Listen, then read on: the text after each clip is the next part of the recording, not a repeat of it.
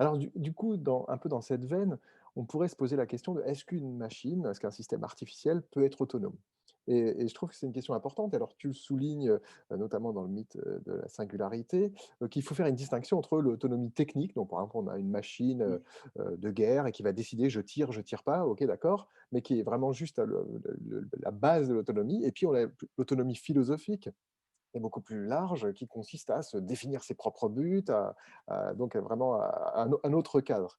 Et alors au fond, j'aurais l'impression que, même si on n'est pas encore, ou peut-être il y a peu d'équipes qui sont vraiment déjà en train de le faire, il y a rien qui me semble empêcher des machines d'être programmées pour avoir un niveau d'autonomie peut-être intermédiaire, où elles puissent réviser, donc avoir des fonctions peut-être de récompense, d'avoir des objectifs, de maximiser une quantité d'énergie, d'obtenir de l'information, pour construire un modèle, une représentation de l'espace, Mmh. et qu'en même temps, à partir de ces fonctions de très haut niveau, qui peut-être, elles, pourraient être fixes, pourraient leur permettre de elles-mêmes définir des sous-buts et qu'est-ce qu'elles doivent faire maintenant comme mission par rapport à une autre, ce qui serait déjà un autre degré d'autonomie, me semble. Mmh.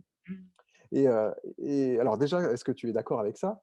Heu, Voilà, qu'on puisse avoir des machines qui se comportent, de façon, automatique, hein, ce qu'on appelle autonome, par exemple un véhicule autonome, hein, qui, soit extrêmement élaboré, hein, et qui, vu de l'extérieur, nous semble présenter une certaine autonomie, ça pose pas de problème. Oui, on peut même avoir, hein, disons, si on pour bien comprendre, on va prendre la notion de conscience. Qu'est-ce que ça voudrait dire qu'être conscient pour une machine? Et ça, pour qu'on puisse y répondre, ça demande qu'on essaye d'analyser ce que c'est cette notion de conscience. Or, il y a plusieurs choses dans la conscience, le terme conscience, hein. C'est-à-dire que de l'extérieur, on attribue, hein, comme les systèmes intentionnels de Daniel Dennett, hein, il dit, on va attribuer des intentions à la machine parce que, au vu de son comportement, hein, elle fait comme s'il y avait quelqu'un. Il dit d'ailleurs, cette notion de système intentionnel, il dit c'est un prêt, hein, qu'on fait, hein, qui nous rapporte si ça permet d'anticiper ce que la machine fait dans le futur. mmh. Alors, il dit ça peut être une machine, ça peut être un animal, ça peut être n'importe quoi, hein.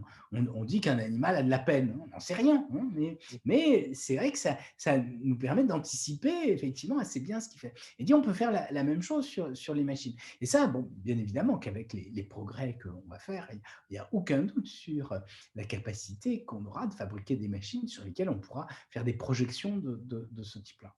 Alors ensuite, il y a une deuxième question que tu poses un tout petit peu dans ce que tu as dit, c'est que la machine est capable de s'auto-observer. Et ça, effectivement, et alors quand, par exemple, Stanislas Dehaene, hein, nous dit qu'il est capable de modéliser la conscience, c'est de ça dont il parle. C'est cette conscience qui est la faculté de s'observer soi-même. Et ça, on est capable de faire des machines qui, enfin, en tout cas, on pourra être capable de faire des machines qui le font.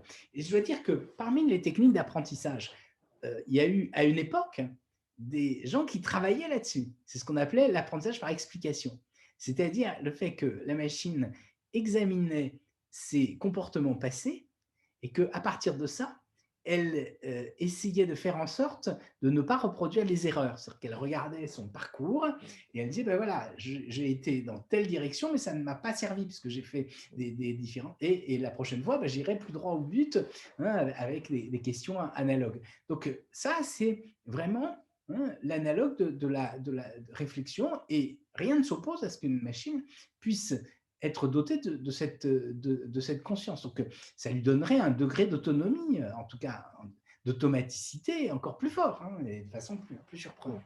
Mais ensuite, bien sûr, la question c'est, est-ce qu'elle peut être vraiment autonome en sens où est-ce qu'elle peut choisir d'éléments? Alors, ça, c'est une question déjà mystérieuse pour nous. Qu'est-ce que ça veut dire qu'on est autonome? Est-ce Exactement. qu'on est vraiment autonome? Mmh. Et justement, sur les questions d'éthique, hein, en intelligence artificielle, souvent on nous dit il faut qu'on puisse être autonome, hein. Mais justement, l'autonomie, c'est pas quelque chose qui est donné. Bon, d'abord, c'est dans l'éthique, toutes les éthiques ne sont pas sur l'autonomie, hein. C'est surtout les éthiques du 18e, hein, à partir de gens comme Rousseau, Kant, etc., hein, l'autonomie de la volonté, le fait qu'on se donne ses règles, c'est une façon de voir la liberté. C'est-à-dire qu'on a un sujet de raison, hein, et on va s'imposer, hein, un certain nombre de règles. Mais bien sûr que ce n'est pas donné, parce que Kant, il sait très bien que si on a trop faim, ou si on est trop mal, on peut pas obéir à ses propres règles. C'est-à-dire, à un moment donné, le corps se rappelle à nous, et donc nous empêche d'être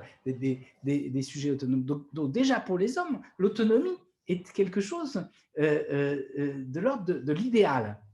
Et alors après, dire qu'une machine peut être autonome, c'est encore en ce sens-là, bien sûr. C'est de ça dont je voulais parler, parce que c'est ça qui nous fait peur. Lorsque des gens nous disent que tout d'un coup la machine va prendre le pouvoir, c'est l'idée qu'elle va avoir son propre objectif et qu'elle va nous l'imposer.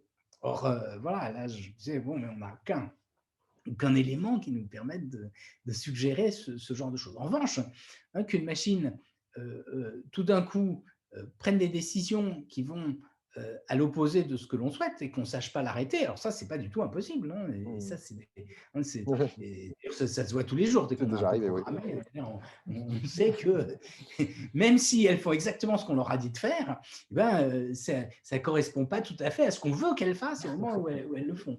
Mmh. Ouais, je suis totalement d'accord et donc du coup, au fond, sans forcément, impliquer que des machines atteignent une autonomie idéale, bah, vu qu'on n'est même pas sûr de cette autonomie idéale chez l'humain, il y a pas de raison, bah, on peut penser certains peuvent penser et puis je le vois un peu comme ça, qu'on n'arrive pas à programmer des machines avec des modèles, qui soient assez proches de ce qu'on comprend de l'autonomie décisionnelle au moins telle qu'on l'observe chez l'humain, Tout voilà. à fait. De ce point de vue-là, c'est juste que la notion d'autonomie morale a quelque chose de très très particulier, et qui est, mais qui est d'ailleurs, enfin, il y a quand même dans même la tradition philosophique contemporaine, enfin, les gens comme Emmanuel Lévinas, par exemple, il va s'opposer à Kant là-dessus, parce que justement, c'est pas le sujet autonome lui-même qui est moral, c'est au contraire dans le rapport à l'autre, l'ouverture au regard de l'autre, au visage de l'autre. En plus, aujourd'hui, avec les masques, je veux dire, c'est quelque chose qui Ouais, me touche autant plus. Je l'ai relu justement pour ça. Parce que, il parle de l'épiphanie de l'autre. Effectivement, c'est dans cette altérité radicale de l'autre que tout d'un coup, il y a une naissance de la conscience éthique, ce qui est bien sûr très très différent de l'idée kantienne. Donc voilà, tout ça pour dire que c'est juste pour ne pas mélanger les choses, que je crois qu'il faut être assez prudent bien là-dedans, sûr. parce que étymologiquement, autonomie, c'est autonomos. Nomos, c'est la loi, c'est se donner sa propre loi. Or, les machines, je veux dire, n'ont pas d'intention propre, même si elles peuvent se comporter de l'extérieur comme si, effectivement, elles avaient des intentions. Et ça, c'est important parce que, du point de vue philosophique, justement, il y a des différences. D'ailleurs, il y a eu toujours des incompréhensions. Quand Daniel Dennett a travaillé sur les systèmes intentionnels, il a bien dit que ce n'était pas une question métaphysique, c'était une stratégie de compréhension des machines qu'on disait à leur donner une certaine intention. Voilà, c'est de ça dont il est question. Alors justement, alors du coup, j'aimerais beaucoup qu'on aboutisse maintenant sur la question sociétale, de l'implication de ces discours qui vont annoncer notamment la singularité. Et puis comme tu le soulignes, finalement, certains qui l'annoncent, et donc déjà pas sur un vrai raisonnement scientifique éclairé, plus sur des choses de l'ordre du mythe, des peurs, éventuellement des émotions, mais en même temps, une partie de ceux-là, qui peuvent parfois avoir des liens forts, plus ou moins forts avec les géants du web, sont finalement aussi ceux qui peut-être bénéficieraient du fait de l'avènement de ça et de ces technologies. Et donc, est-ce que tu penses que c'est en partie une opération de marketing qui finalement a moins une visée de nous éclairer dans le débat, de nous aider à mieux comprendre et peut-être mieux réagir, mieux nous adapter dans le futur à la présence d'IA, que d'en faire un certain beurre? Ou bon, peut-être qu'il ne faut pas schématiser comme ça. Qu'est-ce que tu en penses? Ben, justement, c'est parce que j'ai entendu tout un tas de déclarations de gens qui étaient assez reconnus. Alors ça peut être des anciens ingénieurs comme Ray Kurzweil, mais ça peut être même des gens très connus en intelligence artificielle comme Stewart Russell qui me dit ouais, attention, il y a quelque chose d'inquiétant dans le développement des machines. Et disons que j'ai essayé de lire leurs arguments. Et en fait, parce que j'étais interviewé en tant que spécialiste d'intelligence artificielle. Et au début, bon, je trouvais que c'était pas très intéressant. Et donc, en lisant les arguments, j'ai vu effectivement que scientifiquement, il n'y avait rien du tout derrière, hein, parce que l'histoire de la loi de Moore, c'est quand même pas très sérieux. Ça ne veut pas dire que la loi de Moore ne va pas se continuer, mais on n'en sait rien. Hein, et quand bien même elle se continuerait, ça n'a pas de sens. Ou de même Nick Bostrom qui nous parle de super intelligence, on ne sait pas ce que c'est. Moi, j'ai essayé de lire son bouquin, c'est d'une très grande opacité. Hein. C'est qu'il affirme un certain nombre de choses, mais derrière, qu'est-ce que c'est que l'intelligence? Parce que, en plus de ça, moi, c'est quand même ce qui m'a motivé au départ. C'est un mystère, ce qu'est l'intelligence. On ne le sait pas totalement. Hein. C'est quelque chose qu'on approche, justement. On le réduit à des fonctions cognitives. C'est peut-être autre chose encore. Hein. C'est peut-être quelque chose qui échappe simplement à la modélisation. Mais peu importe, hein, c'est pas là qu'est la question. Mais en tout cas, on ne peut pas réduire l'intelligence simplement à une vitesse de calcul d'un processeur. C'est quelque chose d'un ordre différent. Alors, donc j'ai regardé ça et j'ai été très très surpris, non, parce que j'ai trouvé que c'était pas très sérieux. Et donc c'est comme ça que je me suis dit, mais qu'est-ce qu'il y a derrière? Parce que ce qui est curieux, c'est que les géants du web qui utilisent beaucoup l'intelligence artificielle, en même temps nous expliquent qu'elle fait peur. On se retrouve quand même dans une situation très très paradoxale. C'est comme si vous avez un marchand de tabac qui vous explique que la cigarette est dangereuse. La cigarette est dangereuse, j'ai aucun doute là-dessus, mais c'est pas au marchand de tabac de nous l'expliquer, parce que lui, il va plutôt nous convaincre, nous dire que bon, il y a plein d'autres choses, que la vie c'est formidable, etc., mais pas que la cigarette est dangereuse. Et là, c'est bizarre parce qu'ils nous disent que l'intelligence artificielle est dangereuse et on la développe. Et ensuite, ils nous disent, mais quel est le danger? Et là, c'est cette fable incroyable qui nous raconte, qui, à mon sens, n'a pas de sens. Et alors, en plus, c'est une fable qui, chaque fois, se retourne, parce que quand Ray Kurzweil nous dit attention, hein, la singularité est proche, en même temps, il nous dit oui, mais on va être sauvé par la singularité puisqu'on va pouvoir se survivre. C'est-à-dire que c'est quelque chose qui relève de la fin du monde. On est en dehors du champ de la rationalité. De même, quand Elon Musk dit que l'intelligence artificielle est dangereuse, il dit oui, mais on va essayer de rivaliser avec l'intelligence artificielle, je vais vous mettre dans la tête des puces qui vont augmenter vos facultés cognitives. Alors, bon, moi, je ne suis pas un spécialiste de neurosciences, mais bon, je veux dire, quand on discute un peu, je veux dire, cette capacité qu'on aurait à augmenter la mémoire, par exemple, en plus, c'est une réduction de la mémoire à des dispositifs de stockage d'informations. Or, on sait tous que la mémoire, c'est quelque chose de beaucoup plus passionnant que ça. Hein. C'est par réduction le tri. C'est ça, mais je veux dire, tout ce qui est de l'ordre du codage, de l'encodage, tout ce qui est de l'ordre de ce qui se passe pendant le rêve, pendant le sommeil, etc., de la consolidation, tout ça, c'est évacué. Tout ce qui est lié à l'accès, à la réminiscence, c'est évacué. Et donc, c'est cette vision un peu tellement réductrice qu'elle en est un peu risible, qui, je pense, il faut expliquer. Et alors, pourquoi j'ai écrit ce livre sur le mythe de la singularité? Parce que je me suis rendu compte qu'il y avait beaucoup de discours là-dessus et qu'il y avait beaucoup d'arguments qui ne tenaient pas vraiment là-dessus. Donc, je me suis dit, c'est peut-être à moi, en tant que scientifique spécialiste d'intelligence artificielle, de relire ces choses et de dire, voilà, qu'est-ce qui est tenable, qu'est-ce qui n'est pas tenable là-dedans. Et puis, bien sûr, ça conduit, parce que c'est relativement simple, mais en même temps, il faut le dire, il faut expliquer aux gens, d'abord, qu'est-ce que c'est que la loi de Moore, qu'est-ce que c'est que l'exponentiel, et puis en même temps, pour quelles raisons? D'abord, on peut pas anticiper sur ce qui va se passer, c'est pas une vraie loi, mais en plus de ça, que ça suffit pas.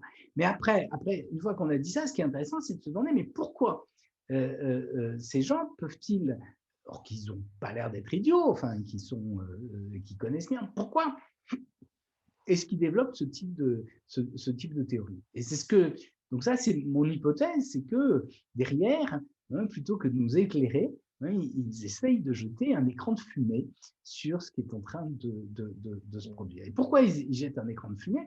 Parce que derrière, il y a, et ça c'est pense, la théorie importante, c'est qu'il y a une stratégie qui est au-delà d'être économique, il y a une stratégie politique de ces grands acteurs de l'Internet qui veulent essayer de prendre le pouvoir au-delà des États, c'est-à-dire d'assumer à leur place un certain nombre d'attributs de la souveraineté. Et donc, ils nous racontent une fable qui a pour visée de nous endormir, mais en réalité, derrière, ils veulent aller très très loin. Bien sûr, si on a peur de la singularité, on ne va pas voir ce qui se produit vraiment. Et ce qui se produit vraiment, ben, c'est non seulement une puissance économique considérable, mais aussi des attitudes qui, bien sûr, défient en permanence les États. Ben, on l'a vu avec Apple, par exemple. Au moment de la Covid, par exemple, l'accord entre Apple et Google et le protocole qu'ils ont essayé d'imposer aux États européens, d'ailleurs qui fait qu'il n'y a pas eu d'Union européenne, est tout à fait révélateur de ce type d'attitude. Et même d'ailleurs ce qui s'est passé là dernièrement avec Donald Trump, le fait de supprimer son compte Twitter, sans n'avoir aucune sympathie avec Donald Trump, mais c'est vrai que c'est une prise de pouvoir vraiment considérable. Ça pose tout un tas de questions. C'est-à-dire qu'à partir du moment où les outils de communication sont essentiels pour un certain nombre de gens, puisque ça fait partie de leur vie, on ne peut pas les supprimer comme ça. C'est-à-dire que c'est quelque chose qui doit passer par la loi. Ils auraient dû appliquer des droits. Et de même en France, la question se trouve posée avec la loi Avia. Donc le gouvernement avait raison de se dire il faut imposer des limites à ce qu'on est capable de dire sur les réseaux, mais il y a des lois pour le dire. Et le fait de confier, et c'était le problème de la loi Avia, c'est pour ça que le Conseil constitutionnel ne l'a pas accepté, c'est parce qu'effectivement, le fait de confier aux réseaux sociaux la responsabilité de décider de ce qui est acceptable ou pas, à mon sens, ça leur donne un pouvoir de censure qui est vraiment considérable. Et donc, voilà, donc j'ai eu le sentiment que, et ce sentiment que j'ai eu donc en 2017, les événements qui ont suivi me semblent m'ont donné encore plus raison. J'ai eu le sentiment que derrière ces fables, il y a en réalité des stratégies politiques et des façons d'obscurcir, de brouiller ce qui est en train de se produire. Et j'ai été très étonné, moi, de voir à quel point c'était des choses qui avaient du poids.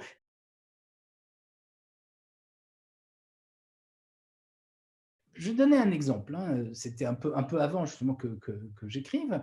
Je connaissais des gens chez AXA et ils m'avaient posé la question sur la singularité. Je me suis dit, mais comment c'est possible qu'une société aussi importante se pose des questions là-dessus? Ils avaient eux-mêmes pu être impressionnés. Et alors, à ça, je crois qu'il est important de rajouter que la puissance de ces grands acteurs de l'Internet fait que même les philosophes du domaine étaient très réticents à critiquer la singularité technologique. Alors, bon, c'est la raison, d'ailleurs, en pratique. Je m'étais intéressé aux questions philosophiques liées à l'informatique et à l'intelligence artificielle depuis quelques années, genre en particulier sur la modélisation des raisonnements éthiques, enfin, l'éthique computationnelle, je continue à travailler là-dessus.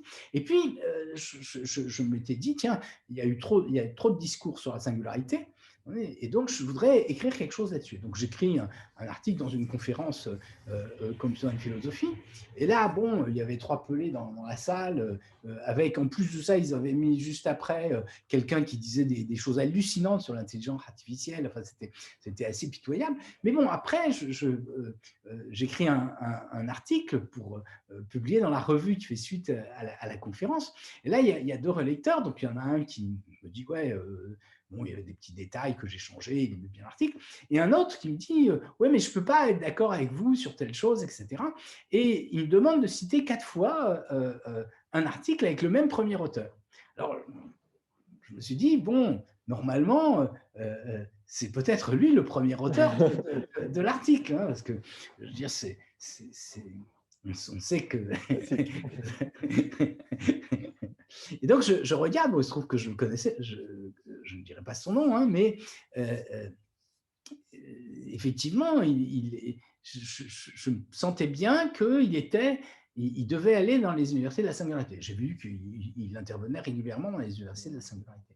Et donc effectivement, on lui avait donné mon article à relire. Et donc, après, la personne qui était chargée d'éditer le numéro spécial me dit, bon, vous n'êtes pas d'accord, mais ce n'est pas grave, ce qu'on va faire, c'est que on va lui demander de répondre à l'article. Ouais, parce qu'elle m'a dit l'article est super et tout. Bon, moi je dis OK. Et puis ensuite, j'ai complètement oublié, bien sûr. Et puis, je ne sais pas combien de mois après, hein, on donne à un autre lecteur qui dit ouais, il faut vider l'article, il faut enlever tout un tas de trucs, etc. Et le type était vraiment furieux. Enfin, il disait qu'il ne fallait pas accepter l'article, etc. Hein, et au moment où donc j'étais un peu étonné, donc je me dis est-ce que je peux réécrire un peu l'article? Et là, je demande au rédacteur en chef de la revue, pas à la et il me dit bon, mais il y a vraiment très peu de chance. Et après, quand je l'ai revu, je le connaissais, et il me dit ouais, mais bon, aujourd'hui, c'est difficile d'écrire quelque chose contre la singularité, les enjeux sont trop puissants. Donc voilà, donc j'ai compris qu'il y avait quand même une difficulté à parler de ces Ah, choses-là. Hein. Et d'ailleurs, le bouquin est traduit en japonais, en coréen, en portugais, en arabe, etc., mais pas en anglais. Donc je pense qu'il y a vraiment, sur ces questions-là, hein, une, une ligne extrêmement forte. Hein. C'est vraiment une croyance. Et là, dernière chose, ce qui est étonnant, c'est que ces théories de la singularité viennent de la science-fiction. Et de même, hein, si on regarde Elon Musk, hein, ses grands projets industriels viennent de la science-fiction aussi. Hein, SpaceX, ça vient de. C'est une histoire un peu ridicule d'aller sur Mars, parce que ça n'offre pas d'intérêt d'envoyer un homme sur Mars. Aller envoyer une fusée, mais envoyer un robot, oui, mais un homme, on ne va pas le faire. Ça serait d'une extrême cruauté que laisser quelqu'un 3 ans dans une fusée dans des conditions difficiles. Hein. De même, Neuralink, hein, c'est quelque chose qui est emprunté à la science-fiction, hein, des choses comme Yann Bank, hein, etc.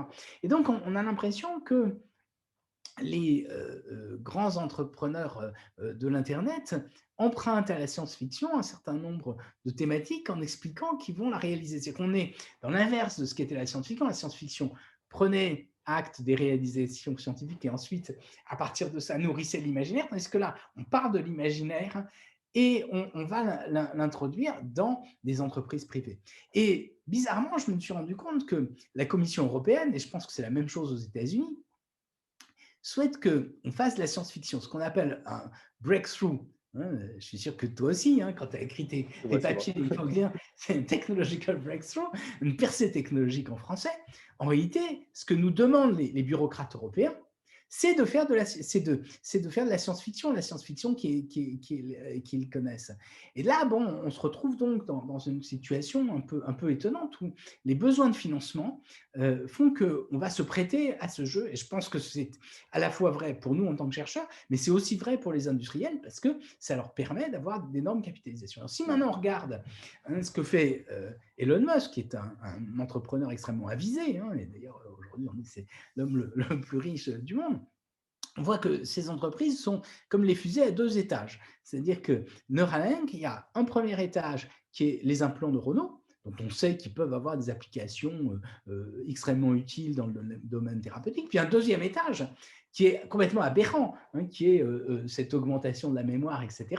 Hein, et quand on voit, chaque fois il nous dit ouais j'ai progressé, mais en fait on regarde, c'est des choses relativement classiques qu'il fait, c'est des interfaces cerveau-ordinateur, éventuellement hein, des implants thérapeutiques, encore qu'il n'en ait pas fait beaucoup. Mais là-dessus, ok, on sait qu'on peut progresser. En revanche, sur le deuxième étage, on ne progresse pas. Mais il est arrivé, en mettant en avant le deuxième étage, à obtenir des financements qui vont lui permettre de développer le premier. Même chose pour SpaceX. Hein, il nous dit qu'il va sur Mars, mais en fait, il n'est pas en train d'aller sur Mars. Il est en train de faire des navettes spatiales qui sont, ou des lanceurs satellites qui sont en train d'amer le pion à Ariane Espace. Donc, du point de vue industriel, c'est extrêmement utile, mais justement, il faut bien voir que ça a un rôle qui est de brouiller les pistes, hein, et en même temps de stimuler l'intérêt des investisseurs.